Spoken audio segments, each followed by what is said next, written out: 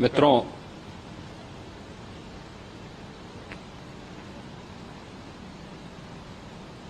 महाकुंभ प्रयागराज का आज मौनी अमावस्या का मुख्य स्नान है और कल सायंकाल 7 बजे से ही काफी बड़ी संख्या में श्रद्धालुजन प्रयागराज पहुंच करके स्नान भी कर रहे थे और काफी बड़ी संख्या में श्रद्धालुजन ब्रह्म मुहूर्त का भी इंतजार कर रहे थे। एक दुर्भाग्यपूर्ण हादसा इसी दौरान अखाड़ा मार्ग पर संगम के तट पर हुआ, जिसमें 90 से ज्यादा लोग गंभीर रूप से या सामान्य रूप से घायल हुए। यह हादसा भारी भीड़ के द्वारा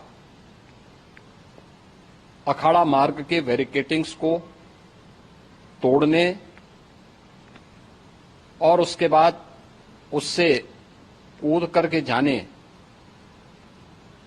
के कारण वहां पर हुआ है, जिसमें 30 के आसपास लोगों की दुखद मृत्यु हुई है। 36 घायलों का प्रयागराज में उपचार चल रहा है। शेष घायलों को उनके परिवार के सदस्य लेकर के चले गए हैं। घटना दुखद है, मर्माहत करने वाला है।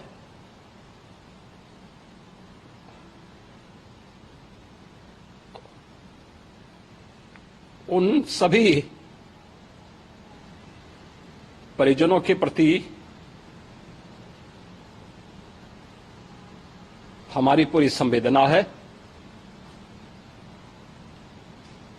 हम लोग रात्रि से ही लगातार प्रशासन के संपर्क में हैं। मेला प्राधिकरण, पुलिस प्रशासन, एनडीआरएफ, एसडीआरएफ,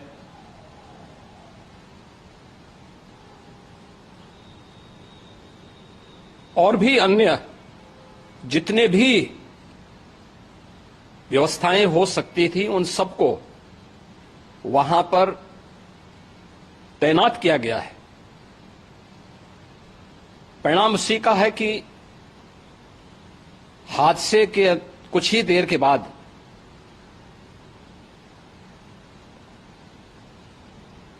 राहत कार्य को ग्रीन कॉरिडोर बना करके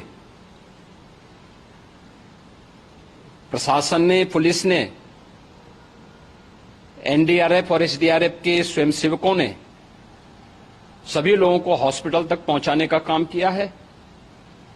लेकिन दुर्भाग्य से इस दौरान ये मौतें हुई हैं।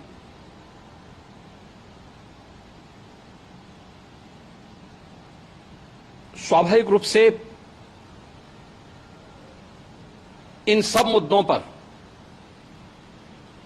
प्रश्न उठना स्वाभाविक भी है। स्तर पर हर प्रकार की सतर्कता के बाद आखिर कहां से ऐसे हादसे फिर भी होते हैं और हुए हैं।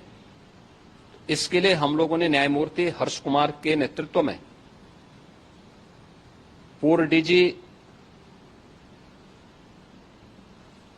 श्री वीके गुप्ता और retired IAS Shri DK Singh, इन 3 सदस्यीय जुडिशियल कमीशन को भी इसके लिए गठित किया जा रहा है। इन सभी अन्य कार्यों के साथ साथ हम लोगों ने वहां की पूरी घटना पर आज पूरे दिन भर एक एक घटना को लेकर के मुख्यमंत्री का जो कंट्रोल रूम था, उस कंट्रोल रूम से भी, चीफ सेक्रेटरी के कंट्रोल रूम से भी, डीजीपी के कंट्रोल रूम से भी लगातार इन चीजों की मॉनिटरिंग की जाती रही। दिन भर बैठक चली है और लगातार एक एक घटना को लेकर के वहां पर प्रशासन के साथ संवाद भी रहा है, विभिन्न अखाड़ों के साथ संवाद रहा है, अन्य संतों के साथ भी दिन भर हम लोग संवाद बनाते रहे हैं। प्रातःकाल से आदरणीय प्रधानमंत्री जी का, माननीय गृह मंत्री जी का, माननीय राष्ट्रीय अध्यक्ष जी का, अन्य तमाम केंद्रीय मंत्रियों का, माननीय रेल मंत्री जी का, प्रदेश की माननीय राज्यपाल महोदया का भी समन्वय बराबर आवश्यक दिशा निर्देश भी और मार्गदर्शन भी प्राप्त होता रहा। इसको लेकर के यहां पर सरकार ने उसे नीचे मजबूती के साथ उतारने का कार्य करने का प्रयास किया। घटना अत्यंत दुखद है। मृतकों के प्रति मेरी विनम्र श्रद्धांजलि है। जितने भी मृतक के परिजन हैं, उन सभी परिवारजनों के प्रति जिन्होंने अपने परिवार के सदस्यों को खोया है, मेरी संवेदनाएं हैं। विनम्र श्रद्धांजलि उनके प्रति संवेदना मेरी है और इस पूरी घटना की हम लोग न्यायिक जांच करवा करके इसकी तह में भी जाएंगे। इसके अलावा पुलिस के स्तर पर भी अलग से हम लोग इसकी एक अलग से भी जांच करवाएंगे कि आखिर कहां पे ऐसे हादसे किन कारणों से हुए हैं, क्योंकि पहले से इस बारे में हम लोग, हमारी रणनीति थी कि इतनी बड़ी संख्या में श्रद्धालु वहां पर आएंगे। मृतक के परिजनों के प्रति हम प्रदेश सरकार की तरफ से, जिन्होंने इस हादसे में अपने परिवार के सदस्यों को खोया है, वहां पर मेला प्राधिकरण के पास वो पूरी सूची है, उन लोगों ने उसको वहां पे जारी भी किया है। मैं उन सब के प्रति अपनी संवेदना भी व्यक्त करता हूं और परिवारजनों को हम प्रदेश सरकार की तरफ से 25-25 लाख रुपए की आर्थिक सहायता की घोषणा भी कर रहे हैं और न्यायिक आयोग इस पूरे मामले को देख करके एक समय सीमा के अंदर राज्य सरकार को अपनी रिपोर्ट देगा और इसमें आने वाले समय में या आने वाले स्नान के लिए भी हम और कैसे व्यवस्था को और सुदृढ़ किया जा सकता है, इसके बारे में भी